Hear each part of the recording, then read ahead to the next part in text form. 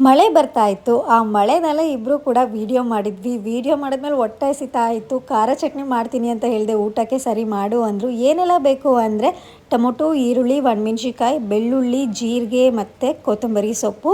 ನನಗೆ ಖಾರ ಚಟ್ನಿ ಅಂದರೆ ತುಂಬ ಇಷ್ಟ. ಅದರಲ್ಲೂ ಬರ್ಗಾರ ಅಮ್ಮ ಚಿಕ್ಕವಳಿದ್ದಾಗ ಮಾಡಿಕೊಡೋರು ಇನ್ನೂ ನೆನಪಾಗತ್ತೆ. ಎಂಥ ಖಾರ ಆಗಿರೋದು, ಅದರಲ್ಲಿ ರೊಟ್ಟಿ ಜೊತೆ ತುಪ್ಪ ಹಾಕೊಂಡೆಲ್ಲ ತಿನ್ನೋಕ್ಕೆ ಸಖತ್ತಾಗಿರ್ತಿತ್ತು. ಟೇಸ್ಟ್ ಮಾತ್ರ ಅದೇ ತಿನ್ನೋದಕ್ಕೆ ಮಾತ್ರ ಚೆನ್ನಾಗಿರುತ್ತೆ.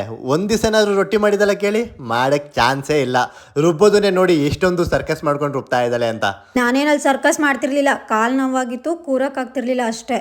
ಹೆಂಗೋ ರುಬ್ಬಿ ಚಟ್ನಿ ಅಂತೂ ರೆಡಿ ಆಯಿತು. ಈ ಚಟ್ನಿಗೆ ಸ್ವಲ್ಪ ಆಯಿಲ್ನಲ್ಲಿ ಫ್ರೈ ಮಾಡಬೇಕು. ಯಾಕೆ ಹೇಳಿ, ಅದು ಎಲ್ಲ ಹಸಿ ಪದಾರ್ಥ ಹಾಕಿರ್ತೀವಲ್ಲ, ಸ್ವಲ್ಪ ಹಂಗೆ ಲೈಟಾಗಿ ಬೇಯಿಸ್ಕೋಬೇಕು. ಚಟ್ನಿ ಎಷ್ಟು ಖಾರ ಇತ್ತು ಅಂದರೆ ಅದ್ರ ಘಾಟಿಗೆ ಮೇಡಮ್ ಅವರು ಶೀನ್ತಾ ಇದ್ರು ಬೇರೆ. ಆ ಚಟ್ನಿ ರೆಡಿ ಆಗೋ ಗ್ಯಾಪಲ್ಲಿ ಎಷ್ಟೆಲ್ಲ ಹಿಂಸೆ ಕೊಡ್ತಿದ್ರು ಅಂದರೆ ತಲೆ ಕೂದಲೆಲ್ಲ ಎಳಿತಾ ಇದ್ರು. ನಿಮಗೆ ಗೊತ್ತಲ್ಲ, ಹೆಣ್ಮಕ್ಳಿಗೆ ತಲೆ ಕೂದಲು ಎಳೆದ್ರೆ ಎಂಥ ಕೆಟ್ಟ ಕೋಪ ಬರುತ್ತೆ ಅಂತ.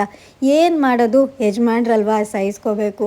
ಅವರೇ ಪ್ಲೇಟಿಗೆ ಬಡಿಸಿ ಕೈಯಾರೆ ತುತ್ತು ಮಾಡಿ ಊಟ ಮಾಡಿಸಿದ್ರು. ತುಂಬ ಖುಷಿ ಆಗ್ತಿತ್ತು. ಡೈಲಿ ಹೀಗೆ ತಿಂತೀವಿ, ಆದರೂ ಏನೋ ಗೊತ್ತಿಲ್ಲ, ಪ್ರತಿದಿನವೂ ಕೂಡ ಇದೇ ಖುಷಿ ಇರುತ್ತೆ ತಿನ್ನಬೇಕಿದ್ರೆ. ಮರಳಿನ ಮೇಲೆ ಮರಳು ಅಂತ ಬರೀಬಹುದು, ಆದರೆ ನೀರಿನ ಮೇಲೆ ನೀರು ಅಂತ ಬರೆಯುವುದಕ್ಕಾಗತ್ತಾ? ಜೀವನದ ಆಸೆಗಳು ಹಾಗೆ, ಕೆಲವು ಸಾಧ್ಯ, ಕೆಲವು ಅಸಾಧ್ಯ.